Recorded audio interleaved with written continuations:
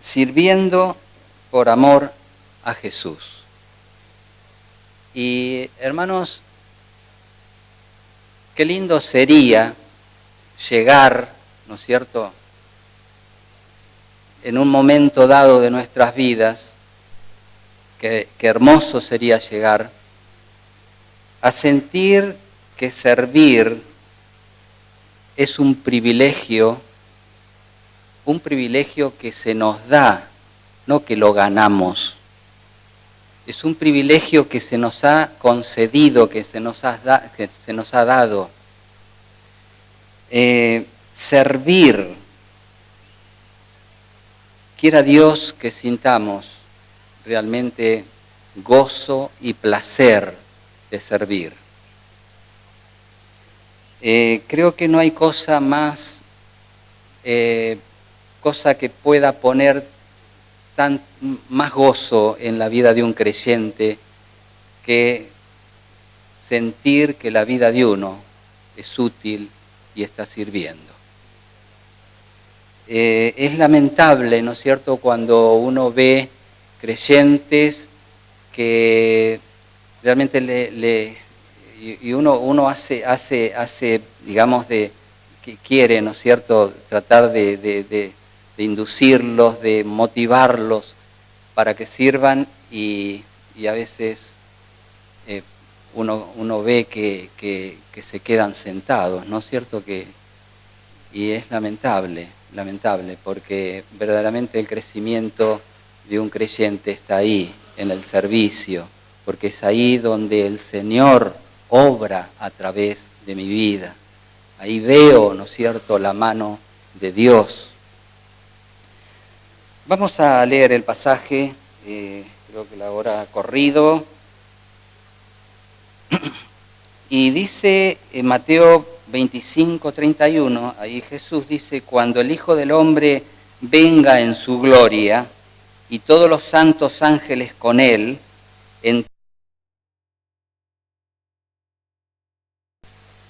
y serán reunidas delante de él todas las naciones, y apartará los unos de los otros como aparta el pastor las ovejas de los cabritos.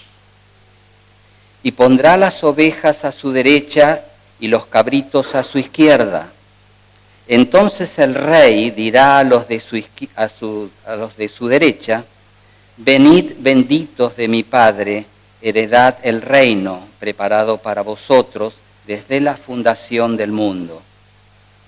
Porque tuve hambre y me disteis de comer, tuve sed y me disteis de beber, fui forastero y me recogisteis, estuve desnudo y me cubristeis, enfermo y me visitasteis, en la cárcel y vinisteis a mí. Entonces los justos le responderán diciendo: Señor, ¿cuándo te vimos hambriento y te sustentamos, o sediento y te dimos de beber? ¿Y cuándo te vimos forastero y te recogimos, o desnudo y te cubrimos? ¿O cuándo te vimos enfermo o en la cárcel y vinimos a ti?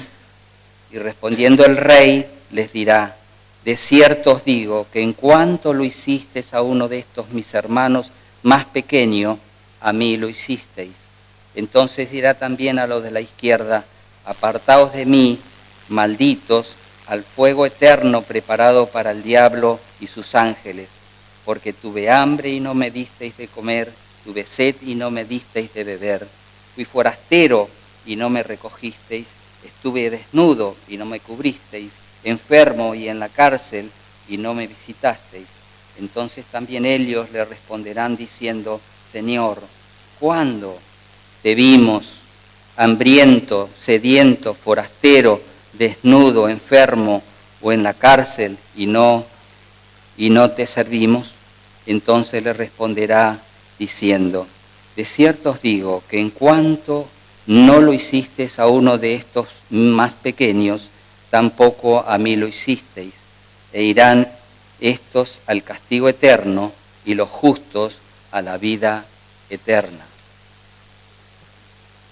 Y Jesús aquí hace una descripción tan simple, ¿no es cierto?, una descripción tan clara que prácticamente es imposible no comprenderlo. Jesús aquí hace una descripción dramática de lo que va a ser aquel día. Y mi hermano, uno cuando lee esto, por lo menos a mí me sucede, ¿no es cierto?, me da cosas, porque este día viene.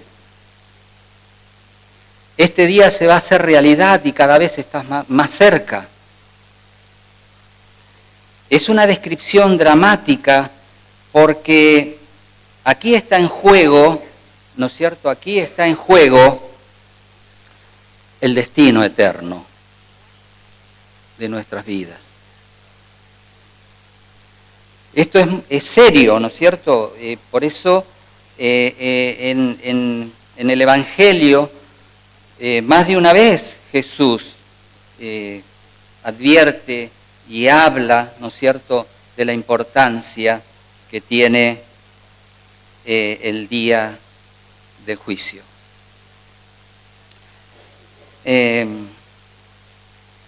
Hay dos cosas, ¿no es cierto? Hay dos partes para mí, ¿no es cierto? Dos etapas de la vida de Jesús. La etapa cuando Jesús viene y comienza el tiempo, la era de la gracia. Todo un antes y después para los seres humanos. Un antes y un después para la vida del ser humano. La gracia. Esta gracia que hoy está presente. Esta gracia que hoy podemos disfrutar, esta gracia a la cual podemos hoy tomarla. Pero llegará este día en el cual ya la gracia habrá pasado y entonces el juicio.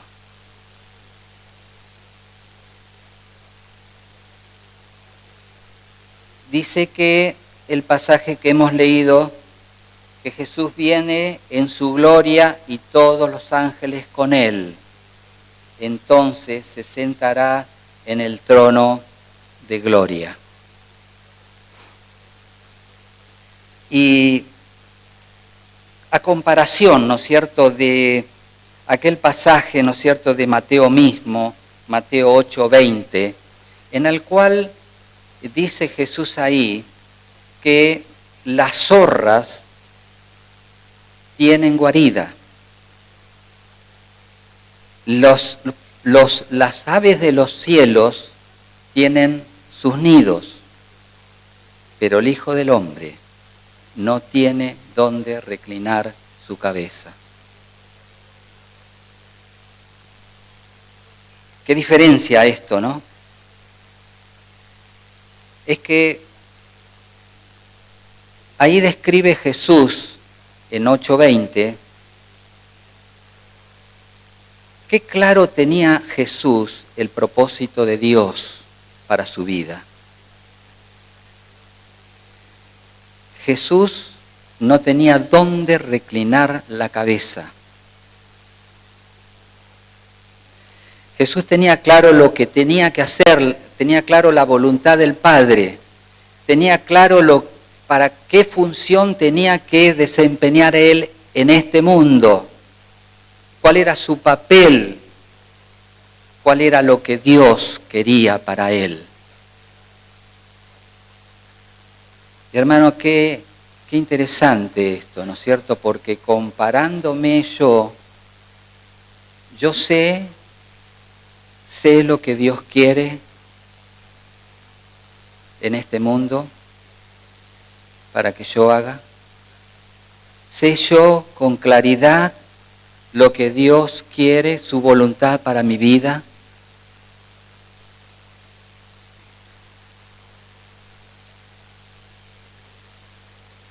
No es juntar, no es tener en este mundo. Jesús tenía claro que su misión era servir, que lo que el Padre le pedía, la voluntad del Padre, era que Él fuese testigo de las obras, de las grandes obras de Dios.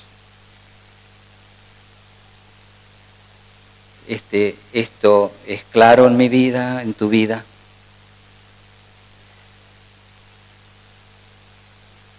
Dice que viene en su trono, en el trono de gloria, en el trono de esplendor, brillante por sus atributos. Jesús desde el principio, ¿no es cierto?, desde la fundación del mundo, tiene el trono. Porque a Él le pertenece toda la gloria. Él es el creador de todas las cosas. Él es el creador de los cielos y de la tierra y de todas las cosas que en ellos hay. De manera que Jesús desde siempre tuvo la autoridad, desde siempre Jesús, ¿no es cierto?, merece la gloria, merece el honor, desde siempre. Pero ahí en Mateo 8 dice que no tenía dónde reclinar la cabeza. Pero a Él desde el principio le pertenece el trono. Es Señor y Rey por siempre.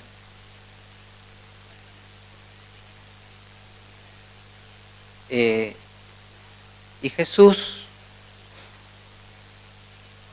además, ¿no es cierto?, de ser el creador, de ser el Señor de todo, el dueño de todo,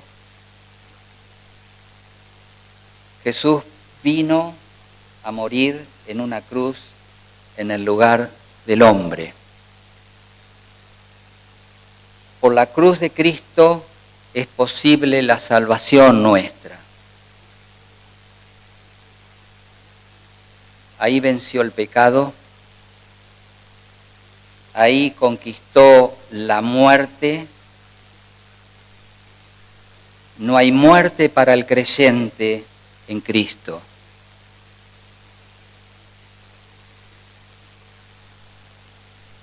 Y al Jesús cumplir con esto encomendado por Dios, Dios dice la palabra que lo exaltó hasta lo sumo. Dice la palabra que Dios el Padre lo puso por sobre todo nombre. Y no solamente es que Jesús murió en la cruz por mis pecados, sino que también tuvo agregados su misión, lo que Él hizo. Aquí hace un ratito oramos por enfermedades, oramos por problemas, por situaciones que hermanos y también cosas personales, ¿no es cierto?, nuestras. Jesús es el remedio a toda enfermedad. Jesús es el remedio a toda enfermedad, ya sea psíquica, espiritual. Jesús es el remedio para nuestros males. Jesús es aquel que, en el cual podemos tomarnos y deshacernos de la soledad. Jesús dice que todos los días Él está en medio nuestro. Y ahí en ese estar tenemos la ayuda de Él, el socorro de Él. Tenemos la fortaleza de Él. Dios Padre lo exaltó y lo puso en el trono. Jesús vino a servir.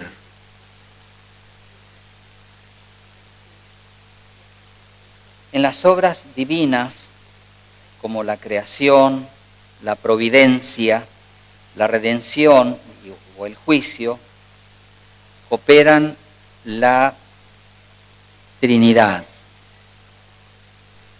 Pero en este pasaje es claro que el honor le fue conferido, le fue dado a Jesucristo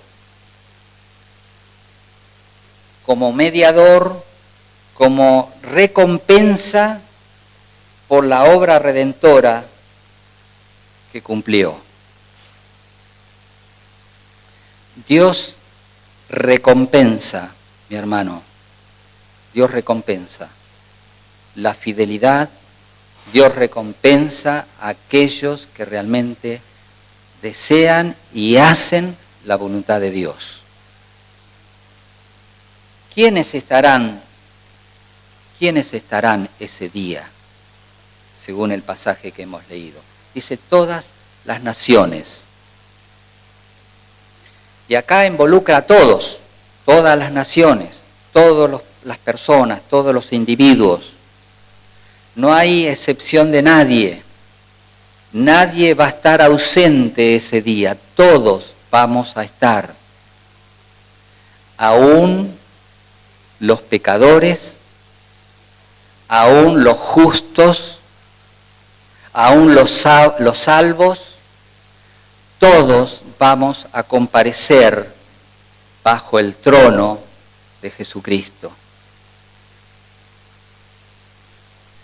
Todas las naciones. De manera que esto nos lleva a preguntarnos, ¿no es cierto? Y es bueno que nos preguntemos en esta mañana, haciendo una evaluación nuestra, ¿dónde voy a estar? ¿De qué lado voy a estar? Porque estar voy a estar. Ahora, depende mucho, ¿no es cierto? La importancia es de qué lado voy a estar. Si de la derecha o de la izquierda.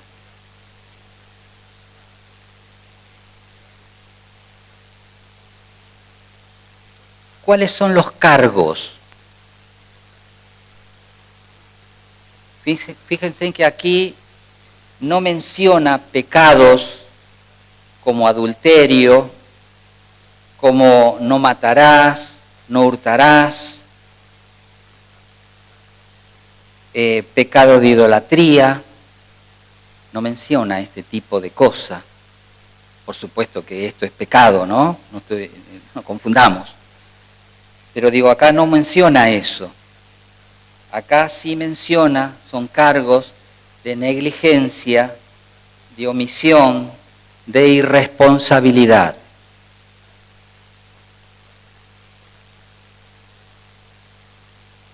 Acá lo que se pide, si durante la vida terrenal uno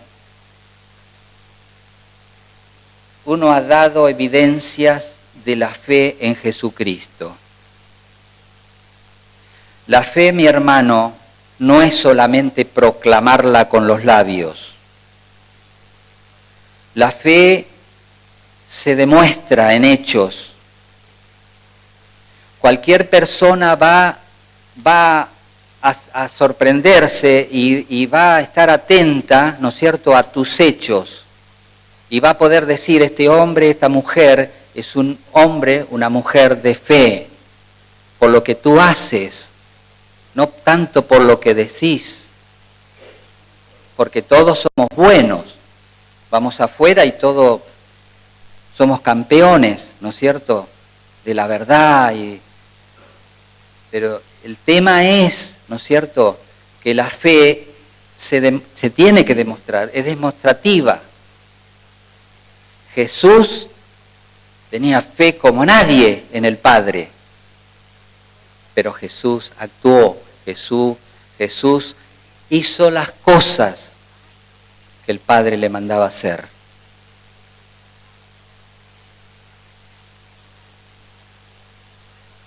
Una vida en armonía con el mandamiento y el ejemplo de Cristo. Una vida en armonía con el mandamiento, con aquellas cosas que el Señor me manda hacer. Armonía con lo que Él hizo, yo también debo hacerlo.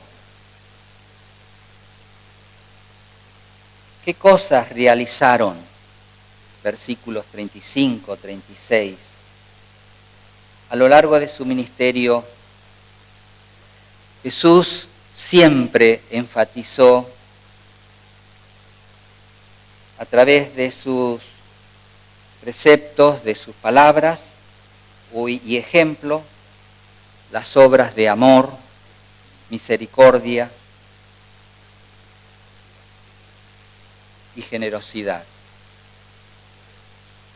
Entonces es natural que Él pida de sus seguidores, que demande de sus seguidores esto, el servicio. Porque Él durante todo su ministerio lo que más enfatizó fue esto.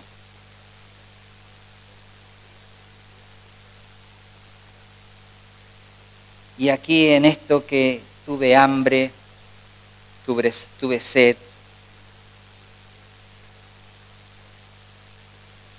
y esto es para mí, hermanos. Tomalo o dejalo.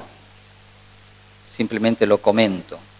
Pero para mí tiene un alcance mucho más allá del hambre y la sed, o la desnudez, o ¿qué dice más? O la visita, ¿no es cierto?, a la cárcel, que sí lo manda Jesús, literalmente aquí lo manda, pero para mí tiene un alcance mucho más allá que esto.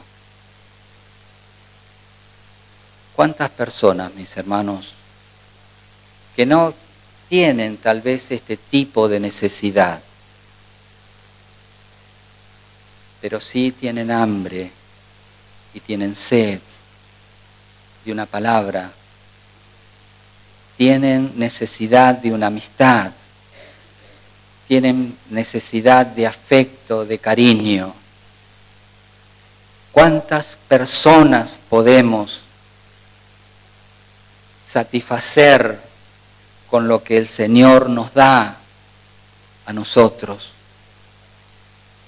¿Cuántas personas pueden cambiar su manera de pensar y su manera de actuar a través de lo que podemos nosotros entregarles? Yo creo que esto de hambre y sed va más allá de una comida, que sí hay que hacerlo. Tiene connotaciones espirituales también, no solamente materiales, porque el hombre es un ser integral. Y llama la atención también que la aprobación de Jesús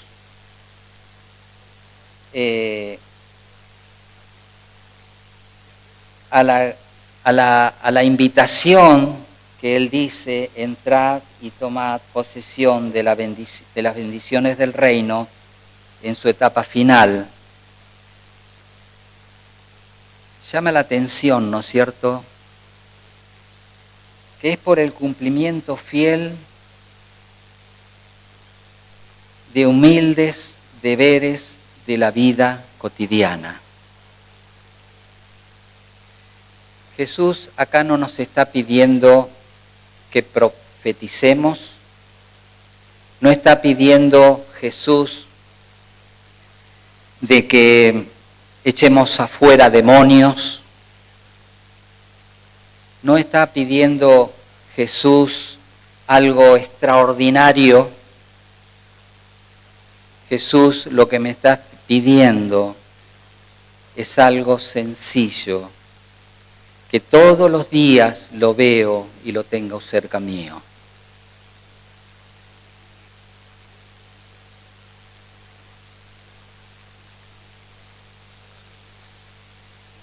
es el seguidor no pretencioso. A veces hacemos las cosas para el reconocimiento, para el aplauso. A veces hacemos cosas para que nuestro ego se infle. Es el seguidor no pretencioso de Cristo, el seguidor sincero que le honra en las cosas de la vida, en las cosas cotidianas, comunes, que Él declara bendito. ¿En qué forma han hecho las cosas? Versículos 37, 39. Fíjense en que estos están ignorantes de las cosas que hicieron. Y qué cosa maravillosa, porque uno ve y piensa y ve cuando uno hace las cosas por verdadero amor,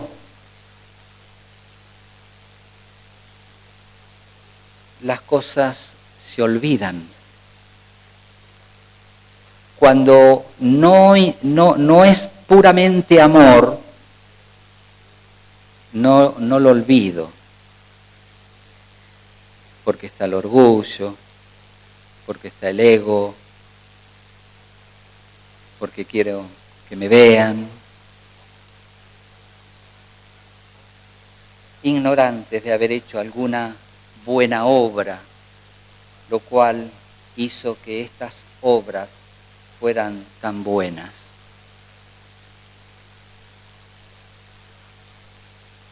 Y ellos mismos se asombraron, ¿no? Pero ¿cuándo, Señor? ¿Cuándo te vimos? Se asombraron que habiendo realizado tan poco, ahora reciban semejante galardón, semejante premio. Entrad, venid y entrad, benditos.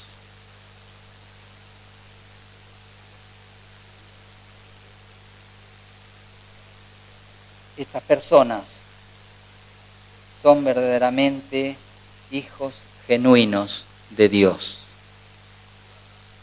Cuando se hace algo y no hay otra motivación que el amor, se hace y punto.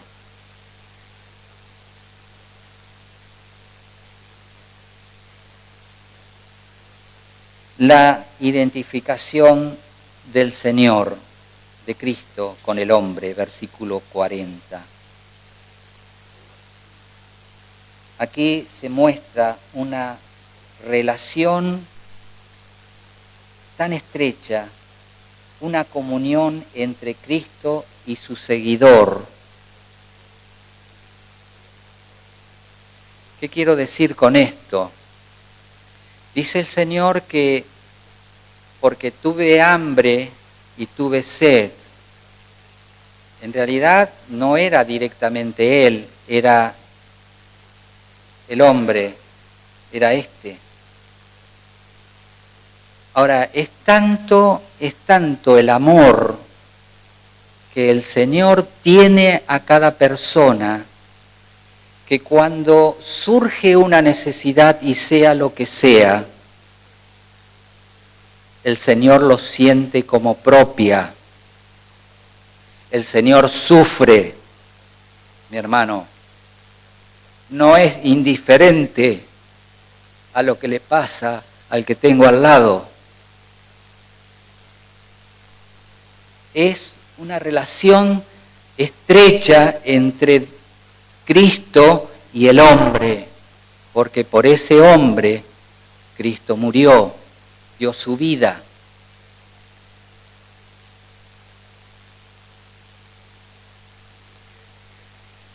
Entonces, mi hermano,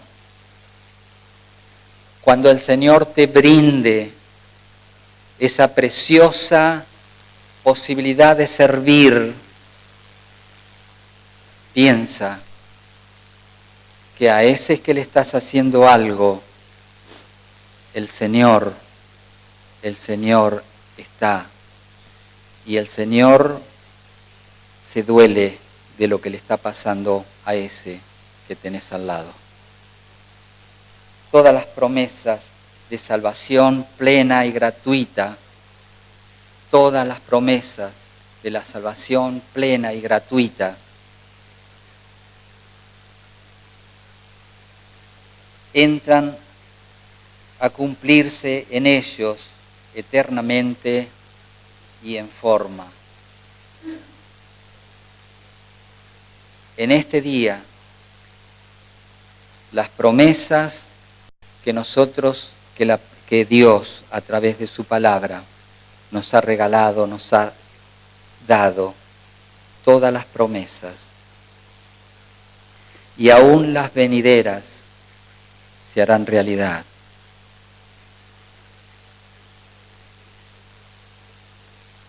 Y estas promesas y estas bienaventuranzas, bienaventurados dice, son progresivas, mi hermano. Son progresivas acá en la tierra y son progresivas allá en los cielos. Siempre todo esto en y por Cristo, como dice Romanos 8:17. Todo esto en y por Cristo. Mi hermano, Dios nos ha dado un privilegio muy grande de ser aquellos a los cuales todo hombre, nosotros somos los encargados de mostrarle lo que es el amor de Dios, mostrarle quién es Dios. Quiera que en este tiempo cada uno de nosotros podamos cumplir con lo que el Señor nos manda. Podamos cumplir con esto, con este servicio desinteresado, con este servicio a la cual sentimos placer de hacerlo, sentimos gozo de hacerlo. No es una carga, es un placer y un gozo. Que Dios nos bendiga.